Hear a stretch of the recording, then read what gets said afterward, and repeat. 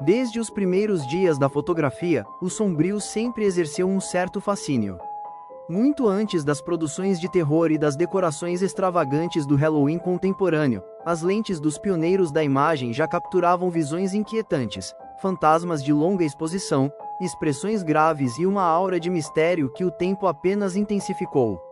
As limitações técnicas das câmeras do século XIX, como a necessidade de longos tempos de exposição, somadas à rigidez das poses e à solenidade dos retratos, criaram registros que hoje parecem saídos de um pesadelo.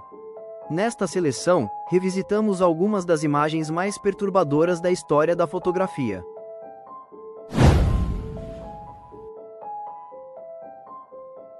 O fotógrafo soviético Viktor Bula registrou, em 1937, uma cena que parece saída de um filme de terror.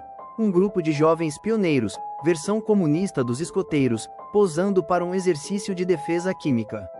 Vestidos com máscaras de gás e uniformes militares, os adolescentes emergem da paisagem como figuras apocalípticas, um exército infantil de rostos ocultos, entre o heroísmo e o medo.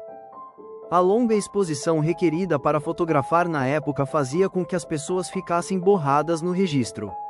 Os mortos, porém, imóveis, sem o tremor natural dos vivos, conferiam às fotos uma nitidez cruel. A prática, destinada a preservar a memória dos entes queridos, resultou em imagens de beleza trágica e de um assombro que atravessa os séculos. Entre os vitorianos, no século XIX, a atmosfera lúgubre era quase cotidiana. Retratos de luto, como o de uma viúva vestida de preto, ladeada por seus filhos, revelam um gosto pela solenidade que beira o macabro. Nesta, a expressão serena da mulher, em contraste com o tema da perda, sugere algo de inquietante, como se a dor tivesse se transformado em orgulho.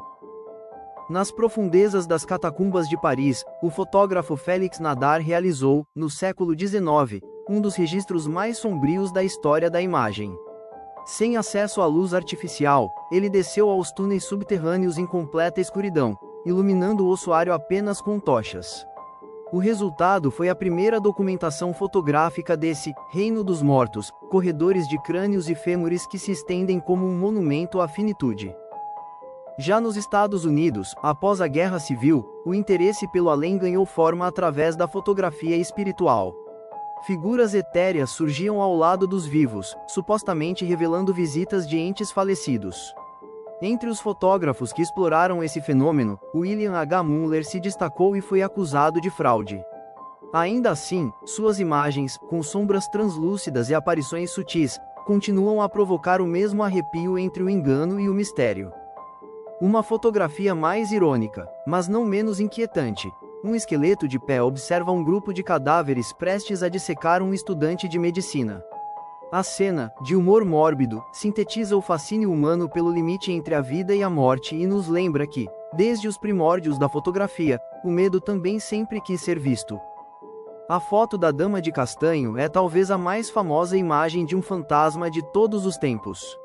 Acreditava-se que a foto mostrava Lady Dorothy Walpole, que viveu na Inglaterra no começo do século XVIII.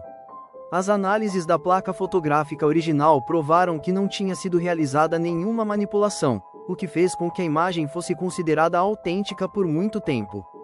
Mas isso só até que o advogado e investigador Alan Moore encontrasse, na biblioteca da Universidade de Cambridge, provas de que a famosa Dama de Castanho apareceu por conta de um flash que havia entrado na sala empoeirada, sendo refletido no interior da câmera.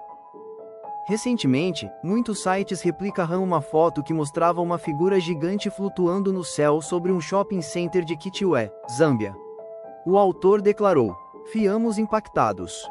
Algumas pessoas pensaram que se tratava de uma divindade, e começaram a rezar.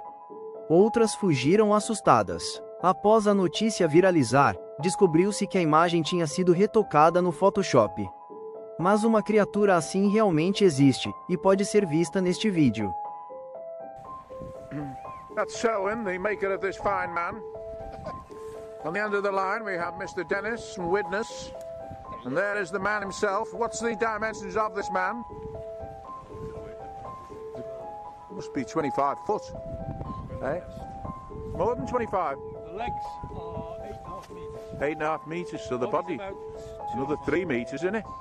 Oh, man, actually, that's about 11 metres then. 11, about 11 metres altogether. About, Yeah. I must say I haven't really seen